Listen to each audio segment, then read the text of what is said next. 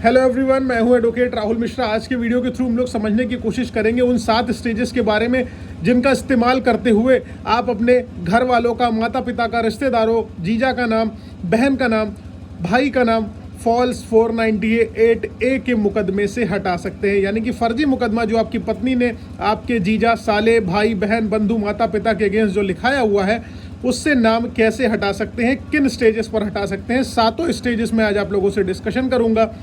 लेकिन उससे पहले मैं आप लोगों से रिक्वेस्ट करूंगा कि अगर आप लोग चैनल पर नए हैं या पहली बार आए हैं या अभी तक आप लोगों ने इसे सब्सक्राइब नहीं किया तो प्लीज़ सब्सक्राइब करना। साथ ही साथ अगर आप मुझसे पर्सनली बात करना चाहते हैं, मेरा लीगल ओपिनियन किसी भी मैटर पर चाहते हैं, तो आप अपनी अपॉइंटमेंट शेड्यूल कराइए। डिस्क्रिप्शन बॉक्स में आपको मेरा व्हाट्सएप का नंबर मिल जाएगा। बिना अपॉइंटमेंट के मैं बात नहीं कर पाऊंगा, ना मिल पाऊंगा। दिल्ली या लखनऊ में अगर आप मुझसे मिलना चाहते हैं तो अपॉइंटमेंट शेड्यूल कराइए, या लीगल ओपिनियन मेरा किसी भी मुद्दे पर चाहते हैं तो अपॉइंटमेंट शेड्यूल कराइए। विदाउट अपॉइंटमेंट बिल्कुल भी पॉसिबिलिटी उसकी नहीं है। देखिए, जैसे 498 का आपका कंप्लेंट आपकी वाइफ जाके विमेन सेल में करती हैं, पहली स्टेज जब आपकी FIR नहीं दर्ज हुई है।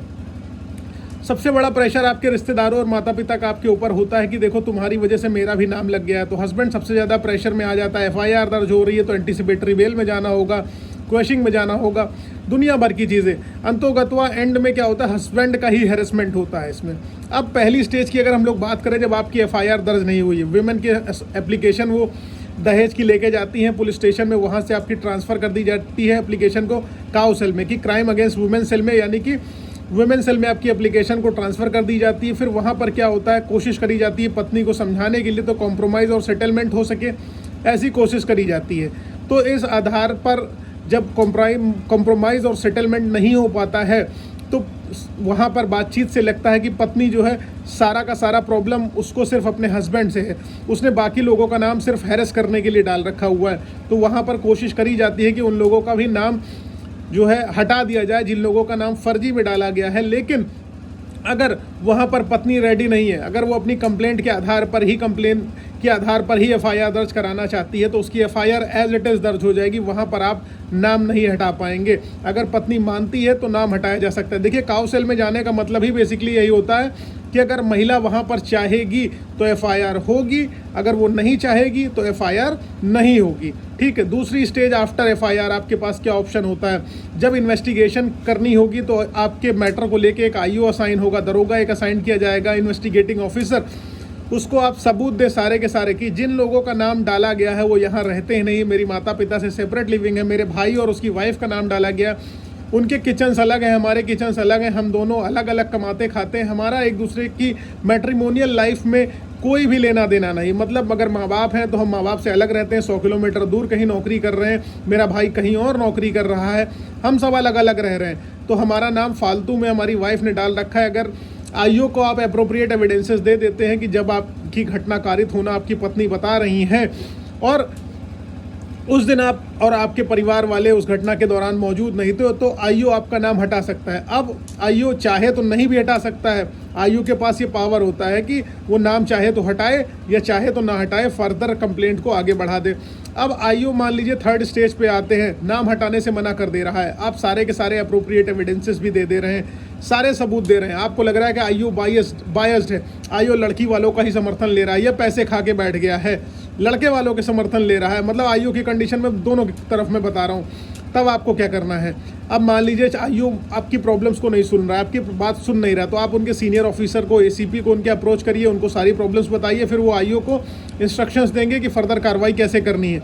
उसके बाद अगर मान लीजिए सीनियर ऑफिसर के पास जाने पर भी नहीं हो रहा है तो कोर्ट से में आप एक एप्लीकेशन डालिए 156(3) में, जिसमें आप स्टेटस रिपोर्ट मांगेंगे कि इन्वेस्टिगेशन की स्टेटस रिपोर्ट क्या है, जब तक चालान पेश नहीं किया, यानी कि चार्जशीट जब तक सबमिट नहीं हुई तब तक की, कि वो क्या इन्वेस्टिगेशन कर रहा है, कैसे कर रहा है, आपको तो कुछ पता ही नहीं है। तो इसमें आप 156(3) में FIR भी होती है बिल्कुल, और 156(3) में ही केस की स्टेटस रिपोर्ट इन्वेस्टिगेशन की आप मांग सकते हैं। आप IO से कोर्ट के थ्रू मांगिए, तो कोर्ट देगा। उसके बाद सब आपको डिटेल्स पता चल जाएंगी और नाम हटवाने के लिए कोर्ट को आप रिक्वेस्ट करोगे कि ऐसी ऐसी चीज़ें हैं, ये एविडेंसेस हैं, सारे एविडेंसेस को जांच परखने के बाद कोर्ट चाहे तो आपकी नाम हटाएगी या नहीं हटाएगी। ठीक, उसके बाद जब मान लीजिए इन्वेस्टिगेशन आपकी पेंडिंग है और चालान पेश नहीं हुआ, यानी कि चार्जशीट आपकी दाखिल नहीं हुई है, इन्वेस्टिगेशन पेंडिंग है, और तो इस कंडीशन में आपको रिट में जाना है। ठीक है। चौथी स्टेज में आपको रिट में जाना है, और रिट में आप ऑनरेबल हाई कोर्ट या सुप्रीम कोर्ट जा सकते हैं। लेकिन यहाँ पर ये ध्यान रखिएगा, रिट में आप तभी जाइएगा जब आपके पास अप्रोप्रिएट एविडेंसेस हो। और अगर वाइफ के पास एविडेंसेस नहीं है इन सब चीज़ों के, 1% भी अगर उसके पास एविडेंस है, तो आप ध्यान रखिएगा रिट वाली कंडीशन में आप उल्टा फंस जाएंगे। ठीक है, तो रिट अगर आपको डालनी है तो सोच समझ कर डालनी है, अदरवाइज आप फंस जाने वाले हैं, आपके लिए खुद ही प्रॉब्लम बहुत बड़ी क्रिएट हो जाने वाली है। उसके बाद मान लीजिए अगर आईओ ने चालान पेश कर दिया है और आप सबका नाम, सारे परिवार वालों का नाम उसने एज इट इज़ रख दिया है एविडेंसेस देने के बाद, तो आप क्या करेंगे, इसमें चार्जशीट क्वेश्चनिंग में जाएंगे या एफआईआर क्वेश्चनिंग में जाएंगे। किस में जाएंगे, आप ऑनरेबल हाई कोर्ट जाएंगे 482 में, और वहाँ पर अपने एविडेंसेस दिखाइए। अगर कोर्ट को लगता है कि ये चार्जशीट क्वेश्चन करने लायक है, एफआईआर क्वेश्चन करने लायक है, तो वो कोर्ट करेगी, अदरवाइज आप जानते हो 50-50 प्रोबेबिलिटी होती है। अब 6th स्टेज पे आते हैं, मान लीजिए वहाँ भी आपका 482 में भी काम नहीं हुआ, 482 CRPC में भी इनकन्सिस्टेंसी ऑफ एफआईआर और चार्जशीट में भी काम नहीं हुआ, आप गए, उस कंडीशन में आपको क्या करना है, ट्रायल कोर्ट की स्टेज जो होती है, जो वकील के लिए जान होती है, प्राणदायक होती है, वो क्या होती है, वो ये होती है कि अगर वकील साहब चाहें तो आप वो कह दें कोर्ट में कि देखिए ऐसा है, मुझे चार्जेस पर आर्ग्यूमेंट करना है। आर्ग्यूमेंट के दौरान जो भी चार्जेस लगाए गए हैं वो रिलेटिव्स के ऊपर, सबके ऊपर, उसको आर्ग्यूमेंट के थ्रू, अपनी कैपेसिटी के थ्रू वो निकाल सकते हैं, आर्ग्यूमेंट्स में आप बच सकते हैं।